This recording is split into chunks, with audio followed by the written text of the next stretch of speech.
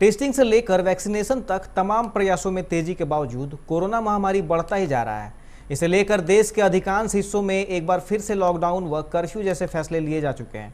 देश में कोरोना की दूसरी बड़ी लहर की चपेट में है। इसके बचाव को लेकर देश में सर्वाधिक संक्रमित राज्य महाराष्ट्र में तो वीकेंड लॉकडाउन और नाइट कर्फ्यू लगाया जा चुका है। देश की राजधानी दिल्ली में भी नाइट कर्फ्यू है। इसके अलावा उत्तर प्रदेश में भी आज से प्रशासन ने नाइट कर्फ्यू लगाने का ऐलान किया है। कई अन्य राज्यों में भी वीकेंड लॉकडाउन और नाइट कर्फ्यू जैसे प्रतिबंध लगाए गए हैं।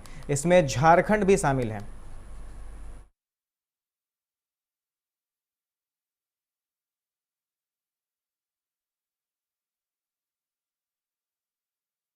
भारत में चल रही कोरोना महामारी की स्थिति पर चर्चा के लिए प्रधानमंत्री नरेंद्र मोदी आज सभी राज्यों के मुख्यमंत्री के साथ बैठक करेंगे। वीडियो कॉन्फ्रेंसिंग के माध्यम से होने वाली इस बैठक में कोरोना वायरस की नई लहर पर चर्चा की जाएगी। इसके अलावा टीकाकरण अभियान पर भी बात की जाएगी। सूत्रों के मुताबिक पश्चिम बंगाल की सीएम ममता बनर्जी इस बैठक में शामिल नहीं होंगी। उनकी जगह पर मुख्य सचिव अल्पन बंदोपाध्याय पीएम मोदी के साथ वर्चुअल मीटिंग में शामिल होंगे।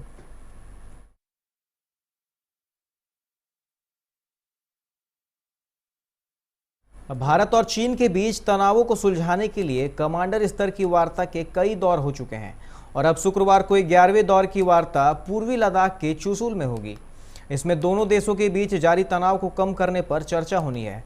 यह जानकारी भारतीय सेना के सूत्रों से गुरुवार को दी गई। इसके अनुसार भारत गोगरा और हॉट स्प्रिंग से सैनिकों की जल्द वापसी के मुद्दों को उठाएगा। साथ ही देप्सांग में लंबित मुद्दों के समाधान पर भी जोर दिया जाएगा। इसमें यह भी बताया गया है कि दोनों पक्षों के बीच पहले ही 11वें दौर की वार्ता को लेकर विचारों का आदान प्रदान किया गया है। बता दें कि पिछले वर्ष पैंगोंग झील वाले क्षेत्र में दोनों देशों के बीच हिंसक झड़प के बाद दोनों पक्षों ने भारी हथियारों के साथ सीमा पर हजारों सैनिक तैनात किए थे। कृषि कानूनों को वापस लेने की मांग को लेकर दिल्ली के चारों बॉर्डर पर चल रहे किसानों का आंदोलन अब अंतिम सांसें गिन रहा है। लाखों की भीड़ पहले हजारों हुई और अब तो सभी बॉर्डर पर किसानों की संख्या सैकड़ों में आ गई है।